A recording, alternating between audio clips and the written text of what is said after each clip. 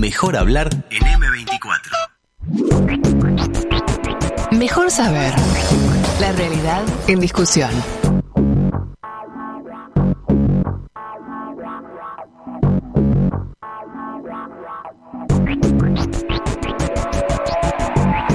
Venimos de vuelta para abordar temas internacionales con nuestro analista internacional Álvaro Padrón en nuestro segmento Mejor Mirar, que en este caso tituló Cambio político en Alemania, ¿qué significa para su propio futuro y el de Europa? Porque justamente el fin de semana pasado hubo elecciones en Alemania que marcaron, la fragmentación del electorado, cambios en la conformación del Parlamento, que es donde se elegirá al próximo o próxima canciller. El Partido Socialdemócrata, con el candidato Olaf Scholz, ganó los comicios con el 25,7% de los votos, tan solo 1,6 puntos porcentuales por encima de la suma de la Unión Social Cristiana y la Unión Demócrata Cristiana, partido que llevó como candidato a Armin Laschet y al que pertenece el actual canciller Angela Merkel, quien ganó las últimas 4 elecciones. La Unión Demócrata Cristiana, que había triunfado en 9 de las últimas 11 elecciones, tuvo su peor votación en la historia y registró una baja de 9 puntos con respecto a 2017.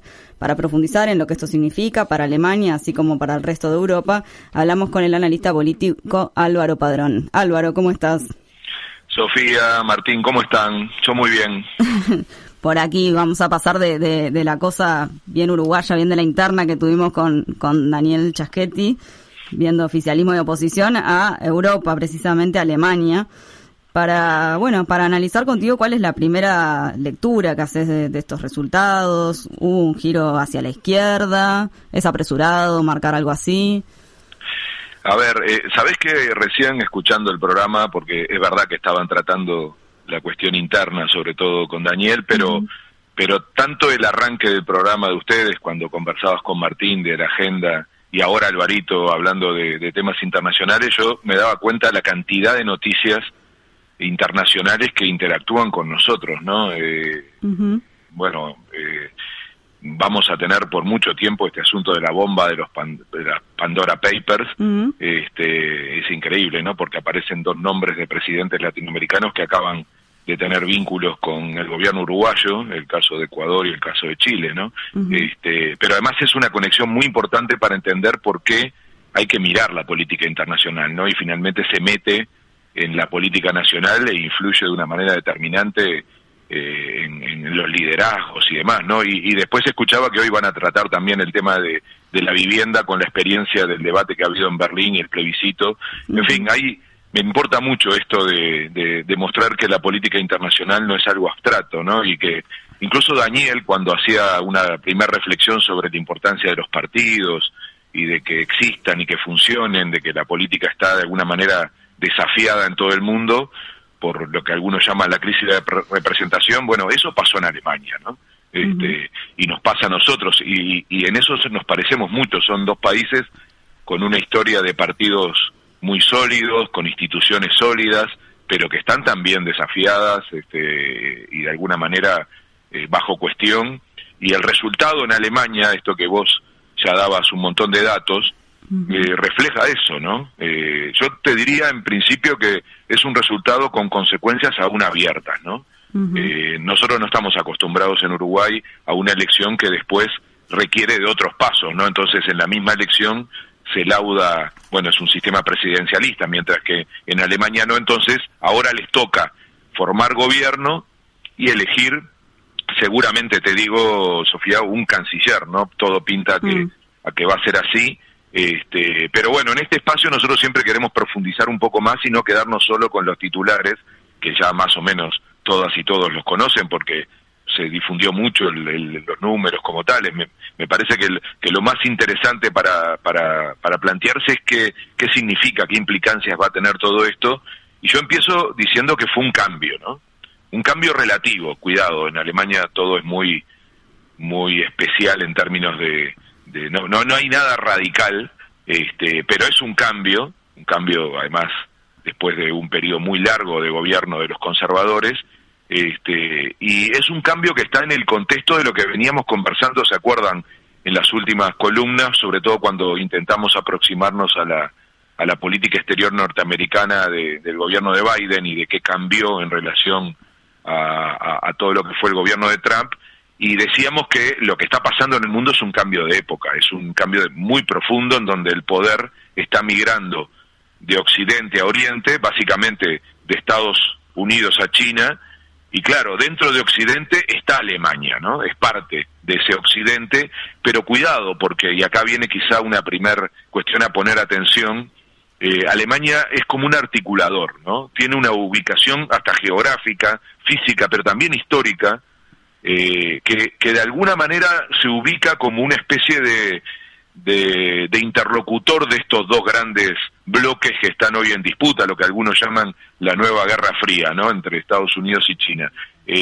También ha sido muy interesante históricamente la forma en que Alemania se ha ubicado, sobre todo en los últimos tiempos, en relación a Rusia y a Europa del Este. Pertenece, de hecho, una parte de su territorio a Europa del Este. Siempre recordemos el fenómeno de lo que fue el muro de Berlín, ¿no? Y todo ese proceso que de alguna manera separaba y unía dos grandes mundos. Entonces, en ese juego de gigantes, Alemania es clave. ¿Por qué decís que fue, o que te resulta muy interesante la postura que ya venía teniendo con Merkel Alemania en ese vínculo con lo que está al este, con Beijing y con Moscú, con China y con Rusia?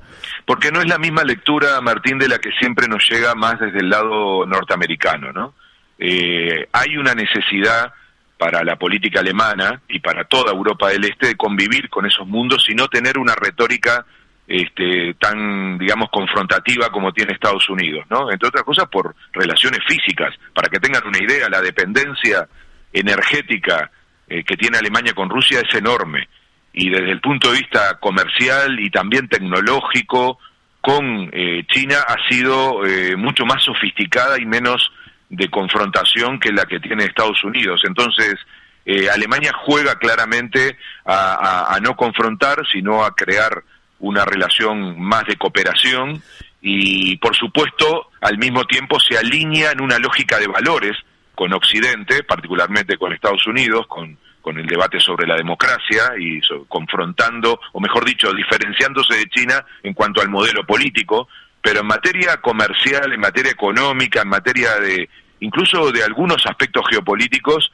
va a jugar a un cierto equilibrio y va a intentar, y aquí está el gran desafío, que acompañe a Alemania la Unión Europea. Nunca se olviden que la prioridad para Alemania y para cualquier país de Europa es primero consensuar una política en la propia Unión Europea, y bueno, eso sí importa bastante porque para ellos es la única forma de construir una escala y una capacidad de influencia en esto que si no va a ser marginal, ¿no? Que es estar intentando influir la agenda de estos dos grandes bloques mundiales que representan Estados Unidos y China. Entonces, yo diría ahí que es muy importante observar no tanto un cambio radical, pero sí una cierta modificación en el tono que pueda imprimirle esta nueva correlación de fuerza, que de alguna manera también hay que registrar que desplaza, o mejor dicho, es el final, no lo desplaza porque ella lo decidió, ¿no? Es el final del ciclo de Merkel. Merkel fue una figura muy importante en esta etapa de la geopolítica.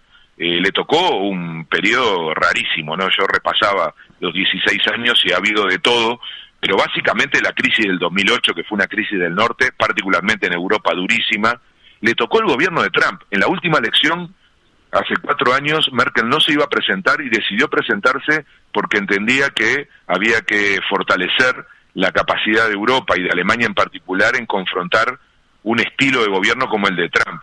Y le tocó en esos 16 años el ascenso vertiginoso de China, que es justamente lo que estamos hablando ahora, ¿no? Y entonces la necesidad de definir qué lugar ocupa Alemania y Europa en esa disputa global. En ese sentido, la verdad que el próximo canciller, estoy convencido, va a ser Olaf Scholz, el candidato del Partido Socialdemócrata, que finalmente fue el más votado. No solamente fue el partido más votado, sino que todas las encuestas indican que está lejísimos dentro de la disputa y de los liderazgos en Alemania, y por lo tanto, si hubiera habido una elección como la que tenemos nosotros en Uruguay, a partir de un presidente, de una persona, hubiera tenido arriba del 45%.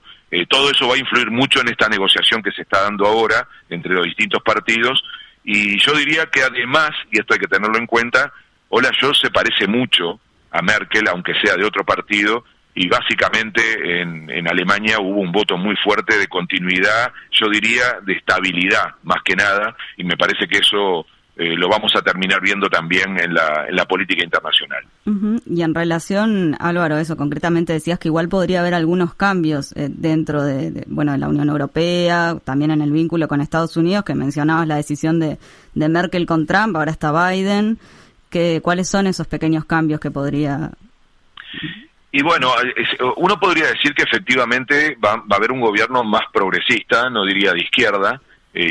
No se olviden que Olaf Scholz era el ministro de Finanzas, sigue siendo hasta el día de hoy el ministro de Finanzas. Él pertenece a la centroizquierda, el SPD es un partido de centroizquierda. Sí, perdóname Álvaro que te corte, veíamos con Martín antes de entrar al aire justamente lo mal que había votado el partido La Izquierda, que es la cuarta fuerza, y de hecho, perdió más de la mitad de los votantes, ¿no? Y eso relativiza más esta imagen de que en general uno supondría que vamos a tener un gobierno más hacia la izquierda. Algo de eso hay, quizá mucho en relación a la política interna alemana, donde se ha discutido mucho los temas de austeridad y de gasto público, quizá un poco menos en la política internacional, pero repito, como Alemania y Europa está buscando su lugar en el mundo, en este momento tan raro del mundo, va a haber elementos que puedan de alguna manera traernos noticias sobre esa política exterior alemana, ¿no? Entonces, es una ecuación compleja igual, porque todo depende de la negociación que se está dando ahora. Si se fijan, evidentemente creció el SPD y por eso ganó, cayeron los conservadores. Decías ahora, Sofi, que claramente la izquierda, que es un partido que se llama así justamente la izquierda, de Linke, votó mal, entonces no permite crear una coalición con ellos y por lo tanto desde ahí tener un gobierno más progresista. Los verdes subieron pero no como esperaban y su agenda en general es muy potente en términos ambientales, pero bastante más conservadoras en términos económicos. Por suerte se estancó la ultraderecha, es un tema aparte, ¿no? Revivieron los liberales que claramente le sacaron votos a los conservadores. Entonces, de esa ecuación que es, como también comentaba Daniel hace un rato y vos en la introducción, es un fenómeno que recorre el mundo, ¿no? Mayor fragmentación de partidos. Alemania estaba acostumbrado al bipartidismo y eso ya desapareció. Entonces, de esa ecuación, de esa negociación que se está dando en estos momentos, va a surgir un gobierno seguramente complejo y donde va a tener necesidad de acordar una agenda internacional, y su gran asunto va a ser este equilibrio entre China y Estados Unidos, y yo creo que ahí va a recuperar un poco más de autonomía en relación a la política norteamericana, y sobre todo va a intentar marcarle a Biden una cancha que no le pudieron marcar a Trump, y con eso intentar recuperar un poco del protagonismo de Europa, que está muy menguado en la agenda internacional. Los gobiernos de Merkel jugaron un determinado rol pensando en Europa cuando por ejemplo, produjeron crisis de refugiados por el territorio alemán. Pasaron muchísimas personas, por ejemplo, provenientes de Siria, en algunos casos con la finalidad de encontrar un lugar ahí, en otros como simplemente etapa previa a dar con algún otro país que pudiera acogerles. En un mundo que sigue teniendo situaciones muy complejas, no muy lejos de ahí está Afganistán, en el que uno no puede descartar situaciones similares a futuro. ¿Entendés que un gobierno de perfil socialdemócrata puede marcar algún tipo de cambio?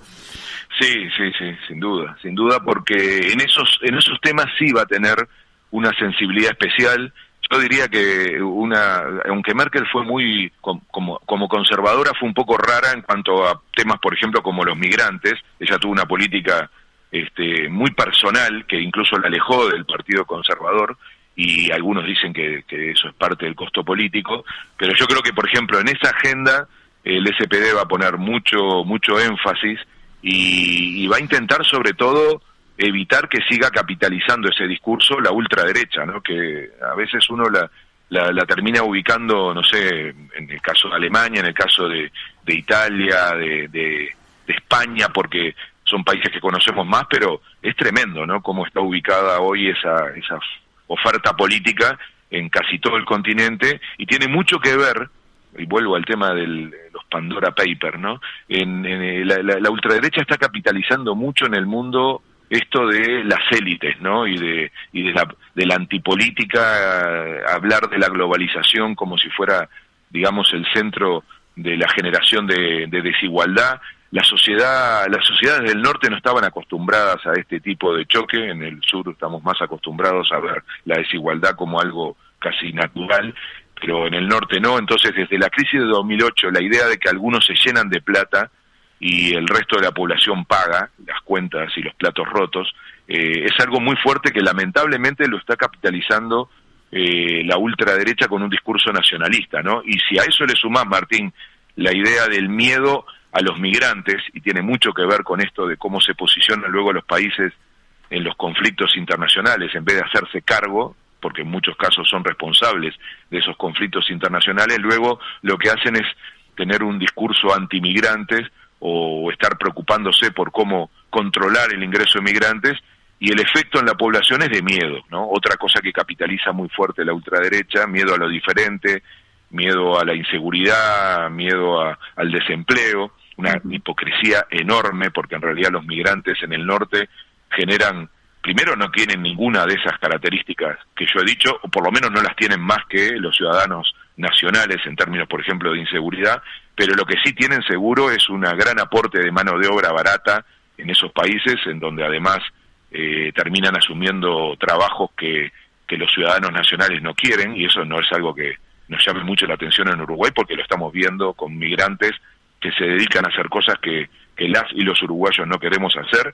Pero además en Europa ha sido un gran oxígeno para sostener los sistemas de seguridad social con gente joven. Tienen, igual que nosotros, un problema muy grande demográfico. Entonces hay una gran hipocresía en todo eso, que en general tiene que ver con migrantes además que vienen de regiones con conflictos, con situaciones dramáticas, que las propias grandes potencias generaron, o por lo menos no fueron capaces de ayudar a resolver. Yo espero que un gobierno de corte socialdemócrata, que en sus principios, en sus programas, tienen un enfoque de solidaridad internacional, de pensar en los derechos humanos, tiene una agenda mucho más cercana a los derechos, la ponga en práctica en la política internacional, y podamos ver entonces una Alemania que vuelva a recuperar un músculo para que estos temas se debatan de una manera democrática en el mundo, y ojalá ese sí sea una característica de este cambio que estamos recién empezando a ver en este país tan grande y tan importante, no solo históricamente, sino también en este momento. Álvaro, ¿y qué se puede esperar en el vínculo con América Latina? Y yo diría que ahí poco, porque lo primero que hay que decir es que seguimos teniendo un proceso de irrelevancia creciente en América Latina. Esto lo indican todos los datos, ¿no? Desde los comerciales, los económicos, los de también peso poblacional.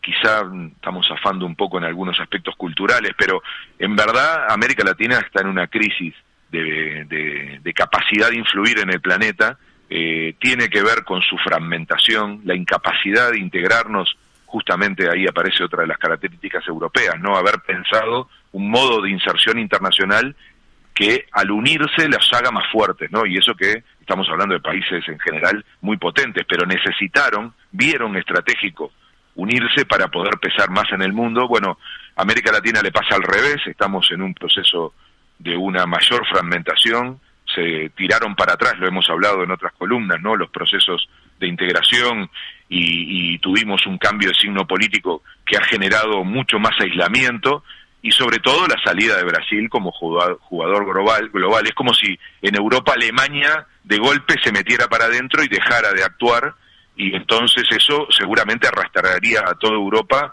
a una especie de pérdida de peso internacional. Nos está pasando en la región con Brasil, y ojalá tengamos condiciones de rediscutir eso, básicamente con esta idea de la integración regional, para poder fortalecer ese peso a nivel internacional. Y Europa es clave, ¿no? Por eso el acuerdo Unión Europea-Mercosur era un objetivo muy fuerte, porque hace 20 años estaba pensado no como un TLC, sino como un acuerdo de asociación estratégica, porque a Europa y América Latina la unen muchos aspectos, no solo históricos, sino de valores, de enfoque sobre la democracia, sobre la participación social, sobre los derechos. Es decir, son sociedades que han trabajado mucho más allá de pensar las relaciones internacionales solo como comercio, no somos almacenes vendiendo y comprando. Entonces, una Europa más progresista y menos conservadora, como ha sido en los últimos tiempos, nos debería permitir, y ojalá nos pase lo mismo de esta parte del mundo, ¿no? Avanzar hacia un progresismo y recuperar una mirada más amplia de la política internacional, generaría como una oportunidad de complicidad que hoy en el mundo es escasa, y Europa no tiene muchos lugares para donde mirar, y América Latina puede volver a ser relevante, y eso también puede ser algo que el SPD, el Partido Socialdemócrata, imprima en su política exterior. Tiene vínculos históricos con América Latina y con muchos de sus partidos, y yo diría que la clave va a estar, y nadie va a hacer nada hasta que eso ocurra, en la elección de Brasil en el 2022, porque nadie quiere salir en una foto con Bolsonaro. No es solo un problema de Macron en Francia, que lo usa con el argumento del medio ambiente, pero en que en realidad tiene más que ver con su política interna. Pero es verdad que con un gobierno así como el de Brasil es muy difícil relacionarse con América Latina, y si el SPD trata de recuperar terreno en América Latina, con esta imagen de que de alguna manera China también allí va ocupando más terreno, vamos a necesitar de una respuesta desde esta región que no sea la de un gobierno como el de Brasil y el actual, en donde vuelvo al punto que decíamos al principio, ¿no? Miren qué cosa, ¿no? El ministro de Economía de Brasil aparece involucrado en este escándalo de los paraísos fiscales, y todo eso hace muy difícil tener una relación en el mundo que sea creíble, ¿no? Entonces, ojalá de a poco vayamos saliendo de esta pesadilla, y yo quiero pensar que este cambio en Alemania es una oportunidad para recuperar una relación estratégica, política, con Europa desde América Latina, que nos permita ser algo, tener alguna voz en esta disputa global que hemos hablado siempre. Bien, Álvaro Padrón, analista internacional, nos reencontraremos en 15 días en este espacio Mejor Mirar. Gracias, abrazo a ustedes y a la audiencia. Muchísimas gracias. 97.9 FM Montevideo. 102.5 FM Maldonado. Escucha distinto.